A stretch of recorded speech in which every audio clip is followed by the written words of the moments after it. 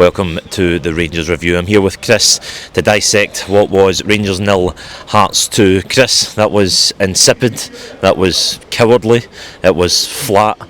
I don't really know how much more I can say about it, but it was just another shocking afternoon in the tenure of Russell Martin. It was the end for Russell Martin. I've done this job long enough, I've been around this place long enough, I've seen enough managers come and go here. You get a feeling, you get an understanding when time is up, and that's it for Russell Martin. He may well remain in charge for the Hibs game, he may well win the Hibs game, but in the eyes of the fans that are around us here, he's done his Rangers manager, and it's a matter of when rather than if now.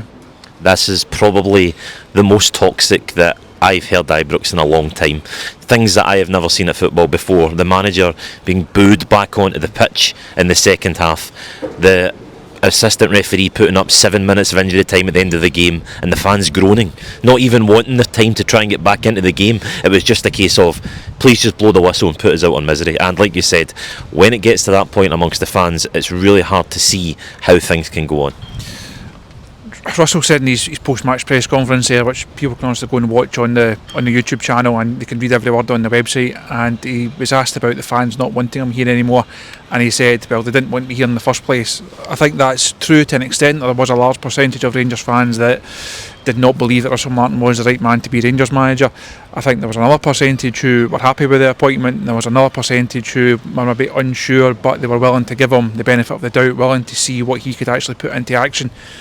We've seen nothing. We've not seen, for all the talk about a philosophy and a way of playing, nobody can explain to me what Rangers are actually trying to do here.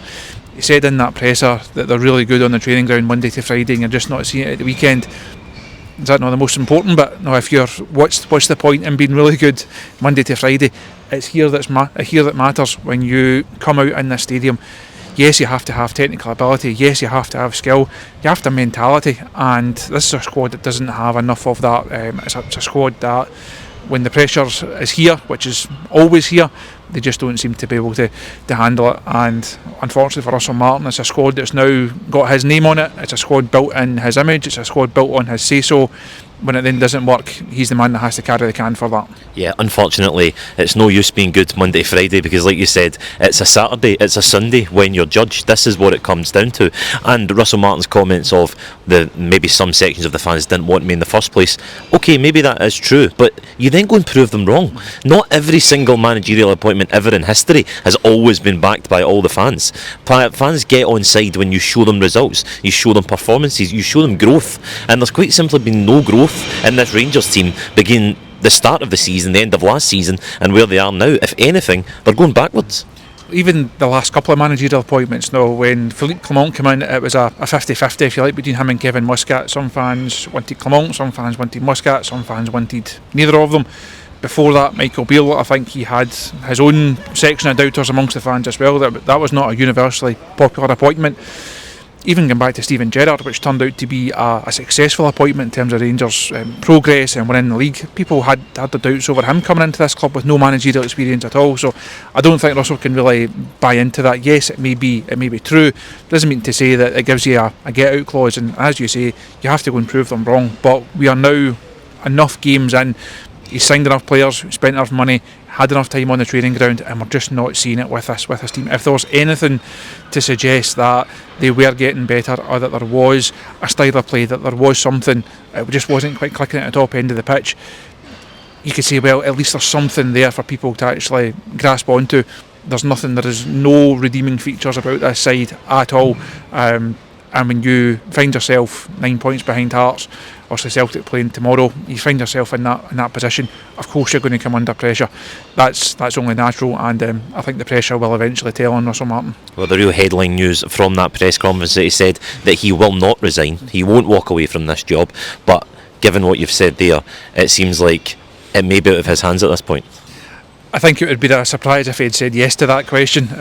Question that had to be asked, but what manager is going to walk away from a financial recompense? Is obviously, I don't know what his contract terms will be, but if he no longer becomes Rangers head coach, he's going to be financially rewarded, if that's the right word for that. So he's not going to just say, well, actually, let's just rip it up and we'll all go our separate ways. It will have to come down to the board and the executive here to make that decision. There was no American contingent here, as far as I understand it today. The word will already have got back across the Atlantic, of course. They will be in, no doubt about the feelings amongst the fans here, as you touched on earlier on. Really, really vociferous amongst sections of the crowd here. You had the unusual sight in the last couple of minutes, the Hearts fans chanting, "You're getting sacked" in the morning, and there's Rangers fans joining in. If that's not a position that is untenable and that no manager can come back from, I'm not really sure what is.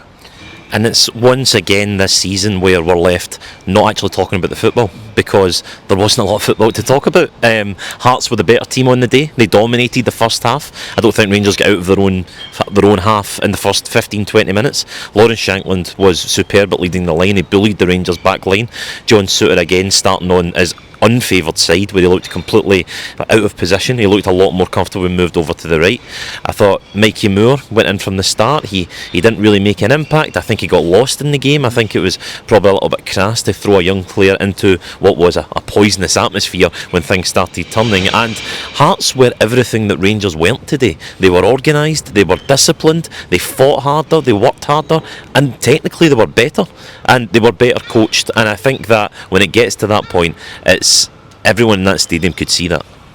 If you switch the two guys in the dugout, Rangers don't lose that game 2-0, and that's a rather damning indictment of the current Rangers head coach. So, as you say, Rangers had nothing about them in an attacking sense at all. I wrote in my analysis piece that they got to the half-hour mark without a shot on target. That's 2 hours worth of football here at Ibrox, 90 against Celtic, and then this afternoon not testing an opposition goalkeeper. I mean, come on, that is nowhere near acceptable for a Rangers side. The one where the keeper actually did make a save, I think we put it down as an Asgard shot, maybe a cross rather than a shot.